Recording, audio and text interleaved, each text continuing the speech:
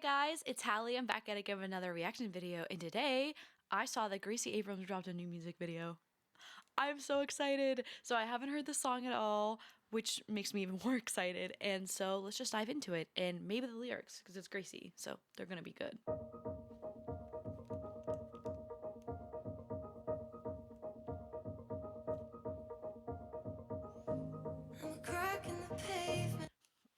I should have known. I got kind of excited. I was like, this is like a fun, what are words? A fun instrumental, like the dun, dun, dun, dun, dun. Maybe this one's gonna be more upbeat, more fun, and then the piano began. Like crack in the pavement, I'm a Slipknot. I'm afraid that my fortress is a glass box. I should know what I'm playing, but I forgot. Felt good for a day, but that stopped.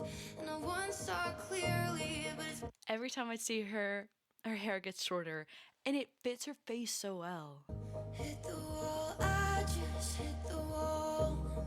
I'm not a problem you can solve. Weighing the cost impossible. I hit the wall, I hit the wall. I try to be violent, but I get caught. A room full of doctors and an ink blot. I'm drawn into headlights, have a blind spot. These lyrics are crazy. I'm gonna have to look at them afterwards. Wait, I'm so excited. I haven't done a lyrical analysis in a while. I love doing those. This is a really cool video. I think that it's really fun because everything is black except for what's going on, and the colors are very like primary colors, and they're bright, so it's hard to like just stick out. So not only is it just like an abyss of black, but you're immediately drawn to her and to like what's going on, and I think it's a really cool artistic choice. I like that. Pull over and wait for too long. I wanna be stable, but I do cave. I use when I'm able to downgrade. Have you guys seen The Shining? I barely deserve it if you do stay. I wish you would anyway, but I hit the wall, I just hit the wall. I'm not a problem you can solve. Weighing the cost impossible. I hit the wall, I hit the wall. In case you playing in the hallway. For a second, I thought that she was gonna. It sounded like it was building up and it was going to go to one of her like fast-paced bridges, but I kind of like that it pulled back to this kind of like softer. Hallucinations that I downplay. I'm numb till I'm aching for the sharp pain. Watch my blade ricochet. Funny. I thought that there was a key change. That was such a cool note. Watch my blade ricochet. Funny, ain't it? Flashbacks of my life. What a waste of, what a shame at night. Face to face with every girl that I try to play.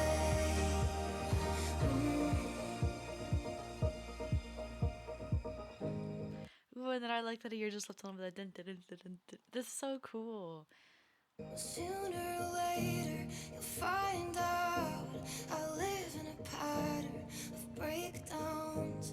You'll bend to my silence, it's so loud, and then you'll lose me to the crowd. Hit the wall, I just hit the wall. Wait, it's building back up again. I'm not a problem you can solve. Hit the wall, I just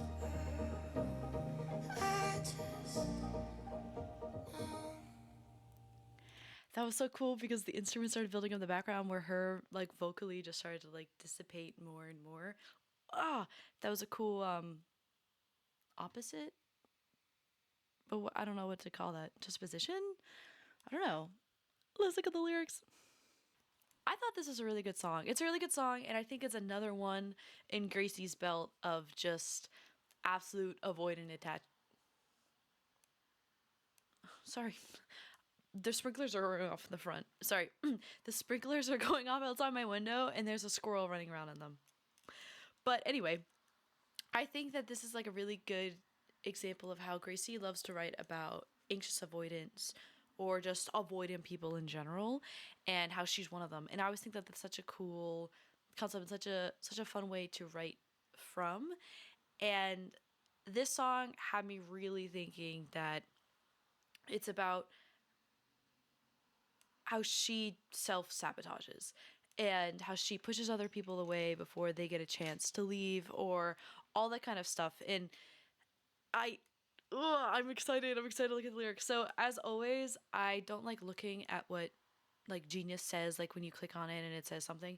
I don't really like looking at it until afterwards. I like to kind of think of my own version of it and then go.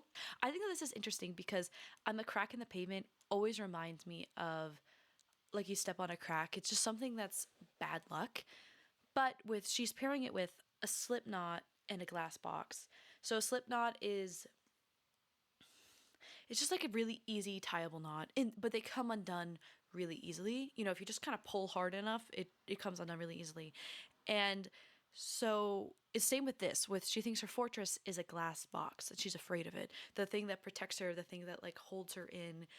It being a glass box means it's really easily penetrable. Like any kind of force can just break it open, which makes me think that the crack in the pavement is along those lines, where a crack in the pavement is easy just to put a little chipper on it and you can just hit it and the whole thing can just pop up.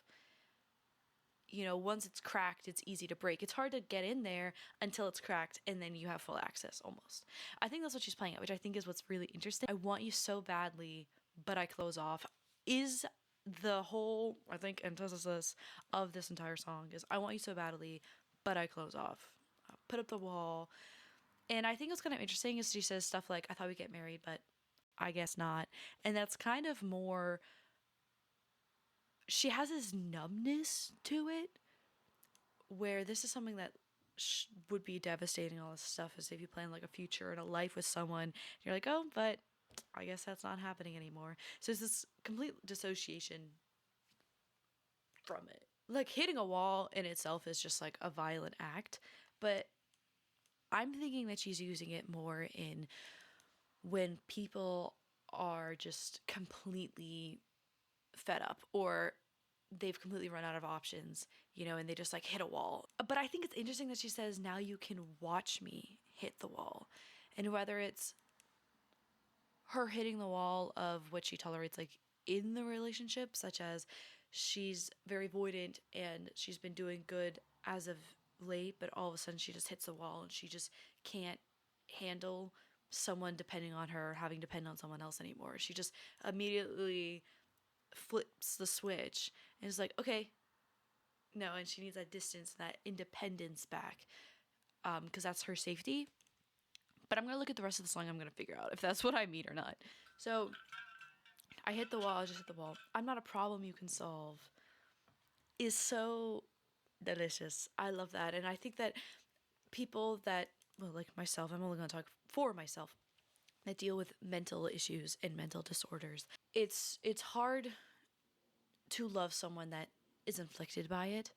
And you want them to be happy. You want to help them as much as you can. But it's hard to do that in a way that doesn't feel like you're trying to fix them, like you're trying to solve them. And it can get really frustrating as that person of someone that's just constantly checking in that way.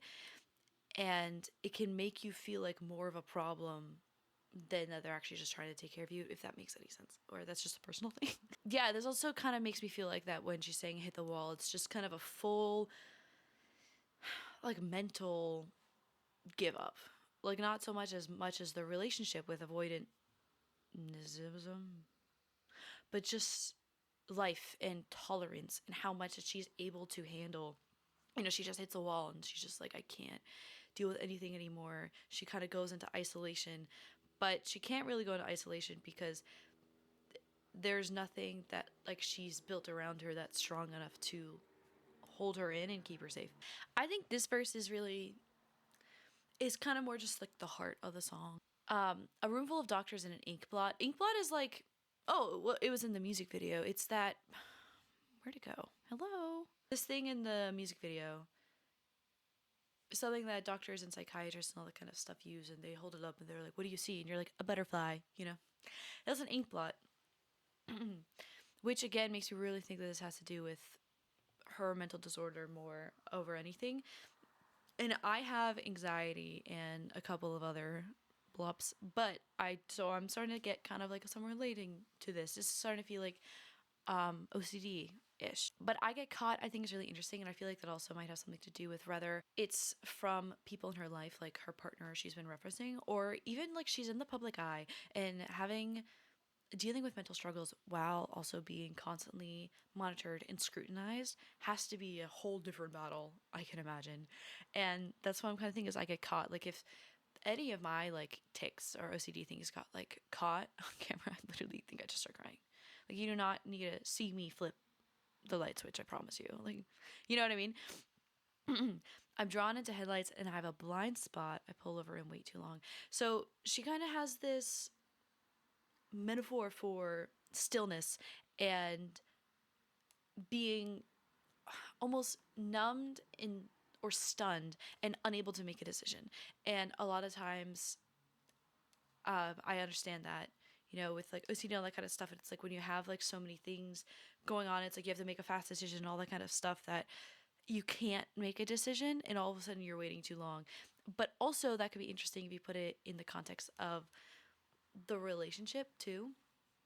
Like she keeps letting things pass or she keeps doing all this kind of stuff. And I love she says, I want to be stable, but I do cave. So whether it's with, you know, doing that psychiatric work that we saw earlier with the doctors or whatnot, you know, she wants it, she craves to be stable and to work on stabilization and all that kind of stuff, but she's unable to keep that up the majority of the time, or at least a part of the time, which is completely understandable. But that does suck. And then it's really sad because she follows it up with, I barely deserve it if you do stay, but I wish you would. Anyway. Whatever. And then we just do the chorus again. And oh, I saw this reference before. This is a Joni Mitchell song, I'm pretty sure she's referencing, which I like Joni Mitchell. I don't know, A Case of You. Would that be on her Blue album? I don't know. I'm not going to pretend I remember which album. Hallucinations that I downplay. I think that it's a very interesting way of saying that she tends to downplay how she's doing or how bad she's doing, or, you know, she just doesn't want to talk about it. She just kind of, she's numb about it. It's something that she's gotten used to, something that she doesn't even want to think about. So she's downplaying it to everyone. And she's numb until it gets too much. That sharp pain, I think that that has to do with hurting someone else. With that, because which Watch My Blade Ricochet, that makes me immediately think that because like she's hurting and she's numb, and then all of a sudden maybe people are asking her how you're feeling, maybe her partner, the one that she loves, and she just automatically bites, you know, and turns it around and violently attacks them instead. Funny flashbacks of my life. What a waste. Oh, what a shame. Faced with every girl I try to play. This is such a sad bridge. Oh, what just happened? I did not mean to click on that. This makes me think of Flash of My Life.